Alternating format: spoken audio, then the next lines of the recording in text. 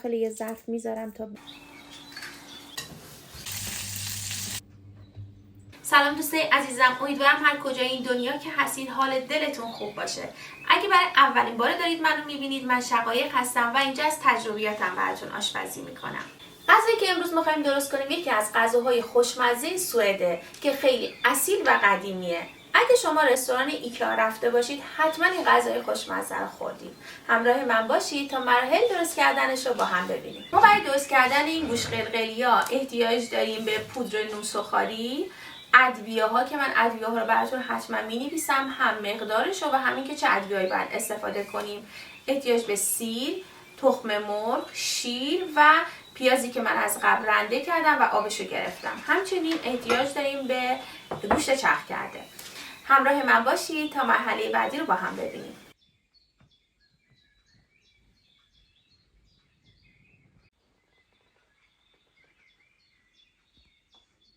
خب دوستان، ما برای درست کردن این گوش قلقلیامون احتیاج به گوش داریم که من گوشتم خیلی زیاده. من تقریبا از 1 کیلو گوشت دارم استفاده میکنم، ولی تو رسیپی اصلیش 700 گرم گوشته.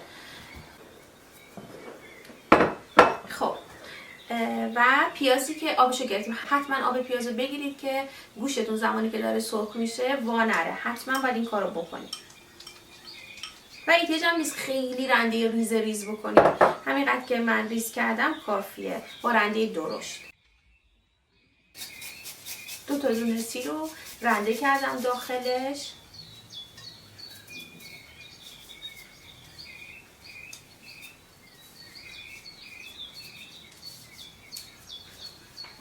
من تقریبا 130 گرم آرد سوخاری بهش اضافه میکنم.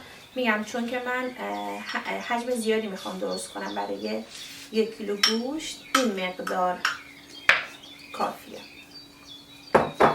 1 دونه تخم مرغ،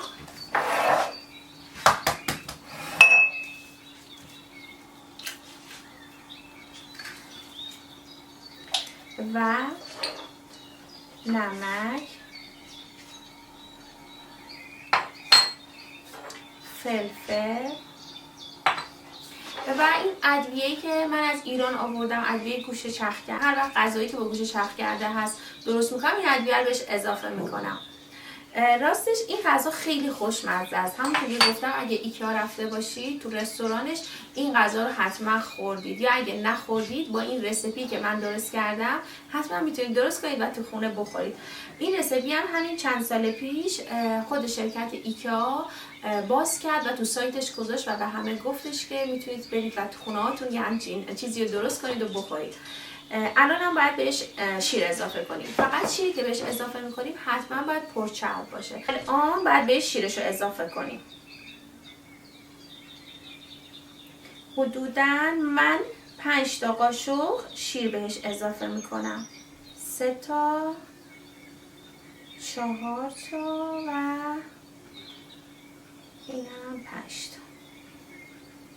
شما اگه آرد سوخاری هم نداشتید میتونید از نونای تست استفاده کنید، ولی خب شیر رو مستقیم روی نون تست بریزید، بذارید یکم نرم بشه و بعد هم بزنید. الان من باید این مواد رو حسابی با هم دیگه ورز بدم.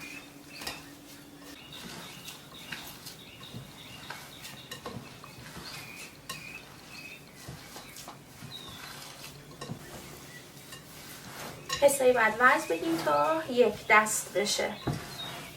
گوشتی که آماده کردیم نه خیلی شله و نه خیلی سفته. تقریبا هر یه دونه گوش قلقلیامون حدودا باید 30 گرم باشه. به این شکل ور می‌داریم و کف دستمون گردش میکنیم. من چند تا درست کردم، تقریبا باید همشون انقدر باشه. اگه دوست دارید که همه یه اندازه و یه شکل باشه مثل مال خود رستوران‌های ایکیا، باید وزن کنید و همشون 30 گرم بذارید، ولی من همینجوری تقریبا مساوی شده درست کردم. به این شکل وسط دستتون میذارید و گردش میکنید. خب من تقریبا بیشترش درست کردم و بقیه‌اش هم درست میکنم. بعد از اینکه این گوش قلقلیامون درست شد بعد بذاریم یخچال حدودا یه نیم ساعتی بمونه.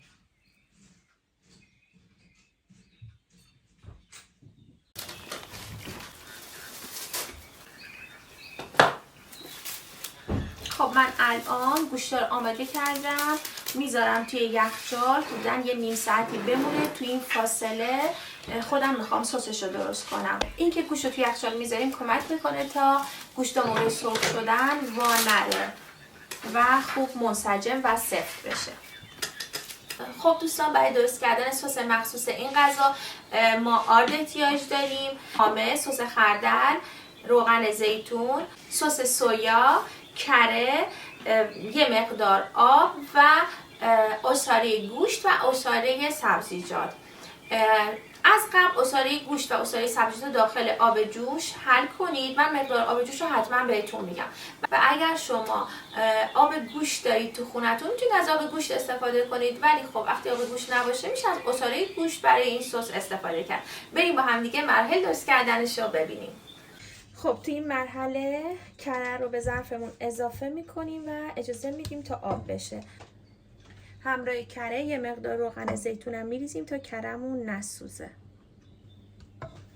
آردی که داشتیم رو به ظرفمون اضافه میکنیم و با این کره حسابی سرخ میکنیم. انقدر سرخش کنید تا رنگش تغییر کنه و تیره تر بشه. به اون مرحله که رسید بهتون نشون میدم. خب همینطور که میبینید رنگ آرد تقریبا تیره شد و عوض شد. ما آب عصاره گوشتی که داشتیم بهش اضافه میکنیم و خیلی سریع همش میزنیم.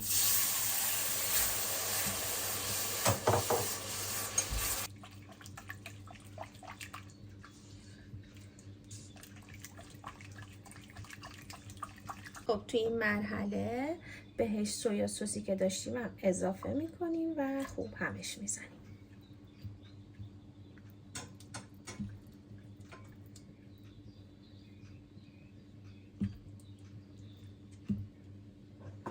همینطور یه مقدار کم سس خردلی که داشتیم هم بهش اضافه میکنیم. خب همینجور که میبینید شروع به قل زدن کرد و الان توی این مرحله زیرش رو کم میکنیم و خامه رو بهش اضافه میکنیم. در واقع اون خامی آرد رو گرفت با این قل زدن و پختن. الان خامش هم اضافه میکنم و دیگه کار سسمون تموم شد. این سس خیلی خوشمزه است دوستان.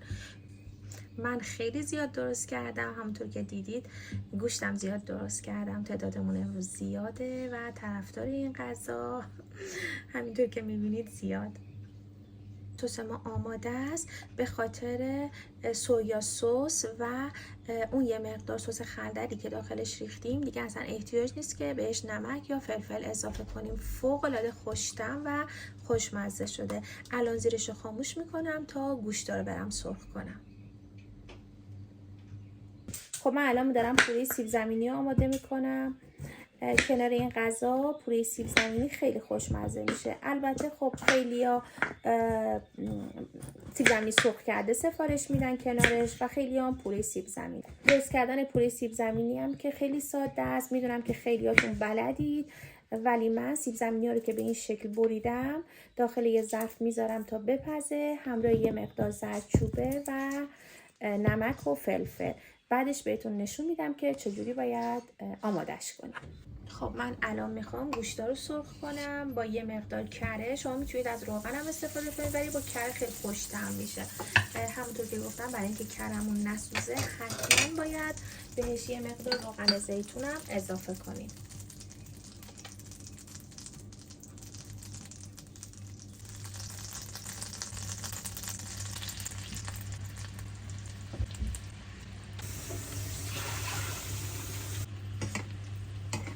و سعی کنید برگردونید تا یه دست سرخ بشه همه جاش.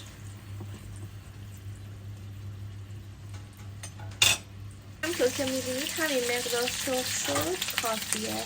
الان من اینا رو برمیدارم و سری دوم رو سرخ میکنم. خب الان سیب زمینی هم تقریبا پخته، همه آبش رفته و من به این شکل با این قاشق یه ذره لهش میکنم و میخوام بهش یه مقدار شیر و کره اضافه کنم.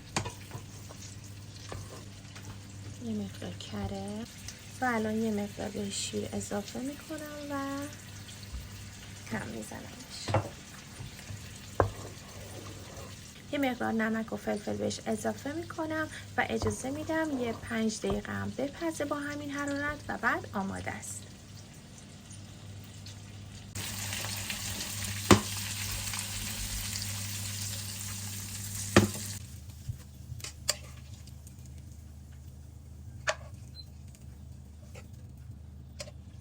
من گوشت قلقلی ها رو همه اطرافش رو سرخ کردم، همینطور که میبینید الان آماده است. من میخوام بذارم داخل فر، حدودا یه نیم ساعتی داخل فر باید بمونه. فقط روش رو باید حتما یه آلومینیوم فویلی بکشیم تا گوشت قلقلیامون سفت نشه و نرم بمونه. تو رسیپی اصلیش اینجوریه که حتما باید داخل فر بره. اما اگه شما خواستید میتونید در مایتابتون رو بذارید و اجازه بدید تا گوشت قلقلیاتون حسابی مغز پخت بشه. الان من میذارم داخل فر و وقتی آماده شد سرو میکنم و به شما نشون میدم.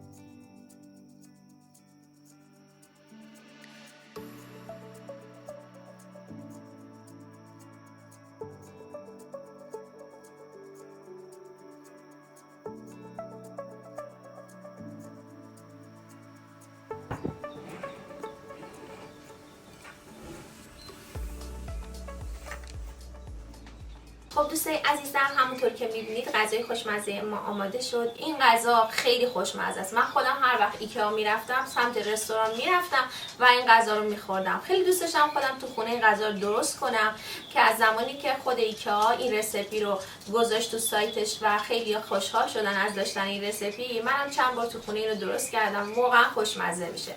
به شما هم پیشنهاد میکنم حتما این غذا رو درست کنید و تو خونه هاتون بخورید و از خوردنش لذت ببرید. کنار این غذا سبزیجات، سیب زمینی سرخ کرده یا پوره سیب زمینی سرو میشه. یک نوع مربا هم کنار این غذا میذارن که من خودم چون آماده‌شو داشتم دیگه درست نکردم. شما میتونید با میوه‌های جنگلی مثل بلوبری یا کرنبری این مربا رو درست کنید. خودم برای اولین بار وقتی این غذا رو داشتم میخوردم، وقتی کنارش مربا دیدم تعجب کردم. گفتم مثلا با غذای گوشتی مربا اصلا نمیشه، ولی وقتی بخورید میدونید که خیلی خوشمزه است و کنار این غذا واقعا این مربا میچسبه. امیدوارم شما این غذا رو درست کنید و کنار عزیزانتون از خوردنش لذت ببرید. مرسی که مثل همیشه از من حمایت میکنید و تا آخر این ویدیو هم همراه من بودید.